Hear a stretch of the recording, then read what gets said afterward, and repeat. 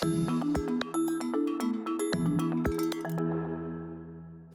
we are joined here by Gina Heathcote from SOAS. Thanks for joining us. Thank you. Could you tell us a little bit about your research, first of all, before we kick off the interview? Yeah, sure. So I work both on law and gender, and in law I focus primarily on international law and collective security arrangements, laws that govern war in particular.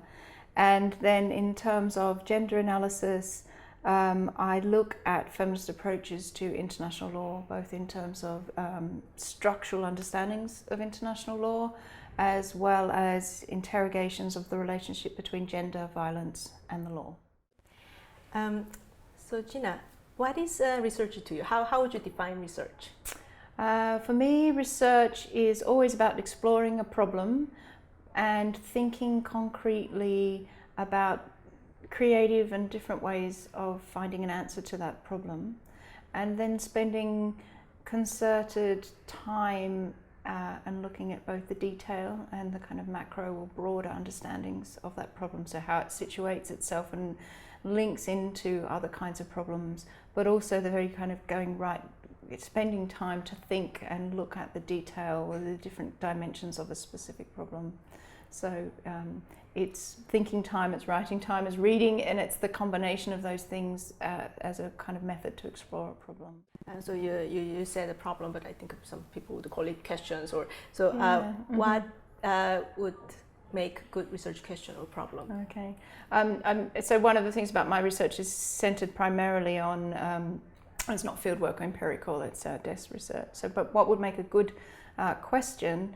Well, I think it has to have a macro dimension. So it attaches to a kind of larger or fundamental question within the discipline, as well as a micro dimension, so a specific component of a larger field of study that has some kind of ambiguity or tension or unresolved or unexamined kind of component of it.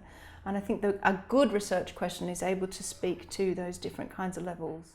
You mentioned the reading, and also you said your work is not really built on empirical data. Mm-hmm. So I guess your work will be it involves a lot of reading. Mm-hmm. So could you tell us a little bit more about literature review? Mm-hmm. Why do we have to do one? Yeah, I think a literature review, the terminology misrepresents to students what a literature review, what's required of them, because I don't think you're just reviewing the literature. What you're really doing as a researcher is situating your work within the literature and identifying gaps and problems with that literature. So it's really about demonstrating how your work speaks to the existing literature and where you're positioned within contemporary debates in the literature. And I think that's the real purpose of a literature review. Mm-hmm. What kind of methods would you use have you used in your projects? Mm-hmm. Well, as an international lawyer, a lot of the methods would be actually about examining the laws and looking at the kind of components, the particular wording. As an international lawyer, we also look at state practice, so the kind of overlap between law and politics, and then that reflects feminist goals around interdisciplinary work and thinking about the kind of clash and the kind of divisions between disciplines. As a gender theorist, I'm specifically interested in examining the space between what we understand as universal forms of knowledge or kind of assumptions about what it means to be human and women's experiences of being human. So I spend specific time thinking about bringing in individual women's voices to speak to kind of more macro structures.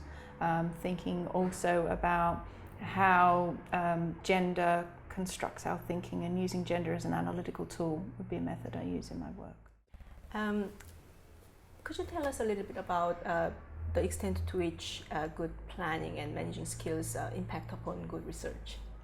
Well, if you haven't had time to write sufficient drafts of your paper, it's just never going to be a good piece of writing, no matter how good the idea behind it or the thinking behind it is. So you need time for your writing to evolve and the ideas to evolve in the writing, to remove the ones that aren't kind of central to the real thesis, I guess.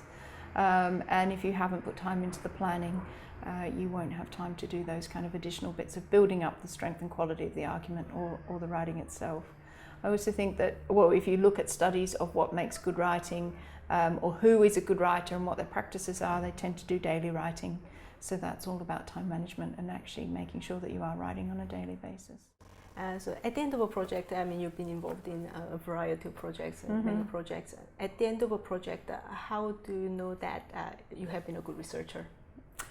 I actually think one of the tests is when you reread your work and you want to read it to the end. So if it still entertains you or it still kind of speaks to you when you reread it, especially after a long period of time, I think that can be a really nice indicator. I mean, obviously there are more formal things. It gets picked up by different, gets referenced in different spaces. But I actually think the test for me is when I reread it and I don't go, oh my gosh, why did I say that? But I actually look at it and see, oh wow, what a great idea! Did I think of that? You know, that's a really nice way of testing it. If there is one advice that you would give to your younger self who is just embarking on research career, what would that be? It would probably be about footnotes. Get them done as you go. Don't leave them to the end. Beyond that, you know, just to make the most of the periods where, you know, writing is available and enjoy them. Not ever see it as a chore. Okay. Thank you very much. Could we talk a little bit about not so great moments in a research career? Could you tell us, if any, when you received the criticism for your work, how have you handled any coping mechanism, or how did you respond to? Well, it's an absolute essential element of academic life. So everybody gets criticised in different ways through peer review processes, through reviewers of book proposals, through internal university structures that also provide different kinds of feedback on your research. I think that it always has to be taken as a compliment that another academic is spending time engaging with your work and providing feedback on it, rather than any kind of personal attack or any kind of personal kind of, oh, this is not good enough. It's actually a story of, you know, somebody else has taken the time to read it and engage with that. And I think that that's how any kind of criticism has to be managed. It doesn't make it necessarily any nicer to receive or to read, but I think it has to be read in that way.